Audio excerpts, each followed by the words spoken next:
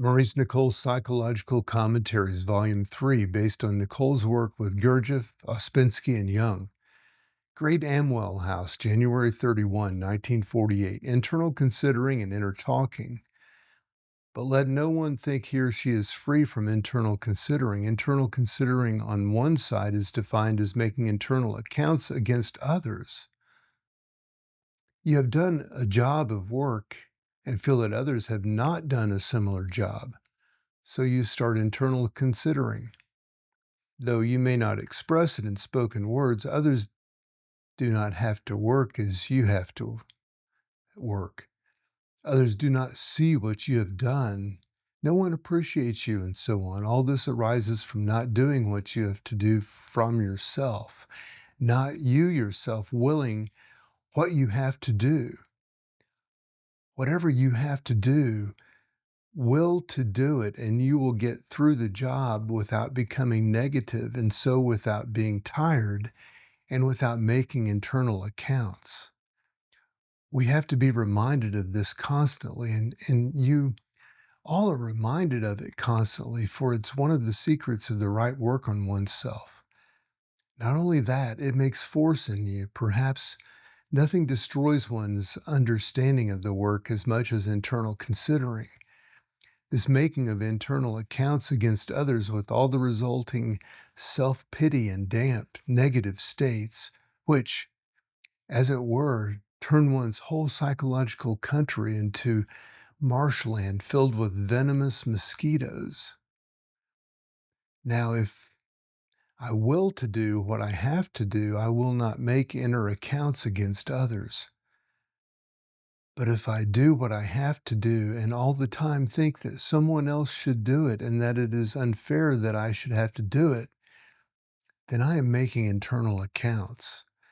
That is, I am internally considering, and this will give rise to endless inner talking in myself, a sort of inner muttering and complaining and brooding that will go on and on by itself. For the sign of the negative part of emotional center is working is that it all goes on and on itself, a sort of perpetual secret grievance that may spread over and darken all of one's inner life.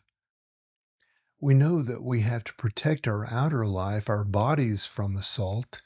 Yet, even more important, we have to protect our inner psychological life, our psychological body from assault, and a much more dangerous form of assault.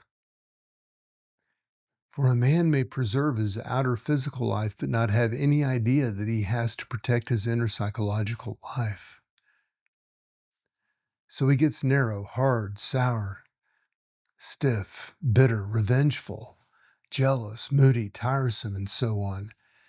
In other words, he lives in his body, but is dead inwardly in himself. However his body may appear, the work will say, this body is alive, but he himself is internally a failure and is dead. He is a walking dead man. All this, of course, applies to women as well. How many, how many dead, Mr. Ouspensky said, walk the streets? So it is necessary to observe internal considering and notice what it is and try to control it. This will lead to psychological health. Notice your inner talking. Notice what obsesses your thoughts. Taste it and see whether it is negative. Try to struggle with it. Hate it. Try to wake up and do what you have to do from yourself willingly. Only one person can live your life, and that is yourself. But are you on the box of your own carriage, and have you reins? Otherwise, you cannot will anything. You all probably have heard that extraordinary esoteric remark attributed to Christ. Resist not evil. It has many remarkable meanings. One is to will what you think evil, what you think you dislike, what you think should not be. You think you may die. Will it. and you will no longer be afraid.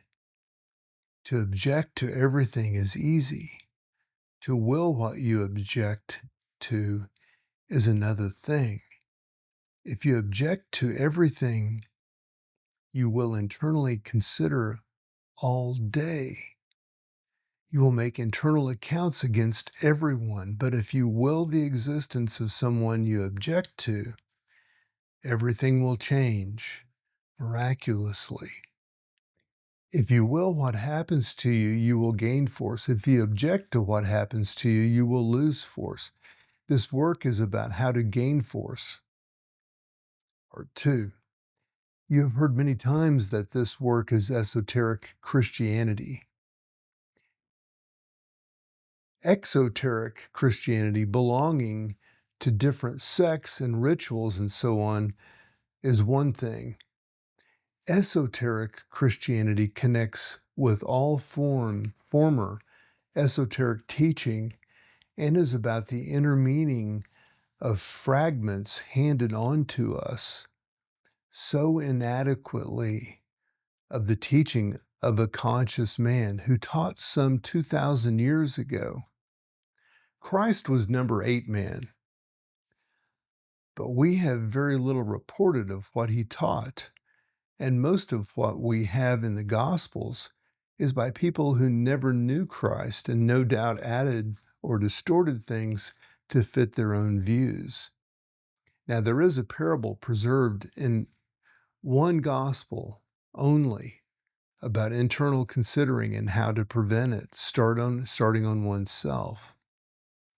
All internal considering arises chiefly from false personality in people more than anything else. Christ attacked the Pharisee and so on. And the Pharisee who, quote, did all things to be seen of men, unquote, is not one of a group of people who lived centuries ago, but something in yourself. Now, in you. Now, that is the Pharisee in you that pretends to be what he is really not at heart. To realize one is almost nothing is to overcome the false personality, the Pharisee. Now, the false personality blows us up to an enormous self-importance, like that frog in the fairy tale that finally burst. It is this overvaluing of ourselves that causes a lot of internal considering. The disciples of Christ ask, increase our faith. Now, faith is a force to believe beyond the evidence of the senses, force to lift one above one's mechanical reactions, force to understand that there is something above one's limited human understanding, force to do this work. Christ answered this question of how to increase one's force to understand above one's merely natural understanding by a parable. Quote, and the apostles said unto the Lord, increase our faith. And the Lord said, if ye have faith as a grain of a mustard seed, ye would say unto this sycamore tree, be thou rooted up, and be thou planted in the sea, and it would have obeyed you. But who is there of you, having a servant plowing or keeping sheep, that will say unto him, when he has come in from the field, come straightway and sit down to meat? And will not rather say unto him, make ready therewith I may sup, and gird thyself, and serve me, till I have eaten and drunken, and afterward thou shalt eat and drink. Doth he thank the servant because he did the things that were commanded? Even so, ye also, when ye shall have done all the things that are commanded you, say, we are unprofitable servants. We have done that which was our duty to do. End quote. That's from Luke 17, verses 5 through 9. Now, notice that it would be quite possible for the servant to make internal accounts, such as, why should I have to do all this work all day and then serve you who have not had a hard day as I've had?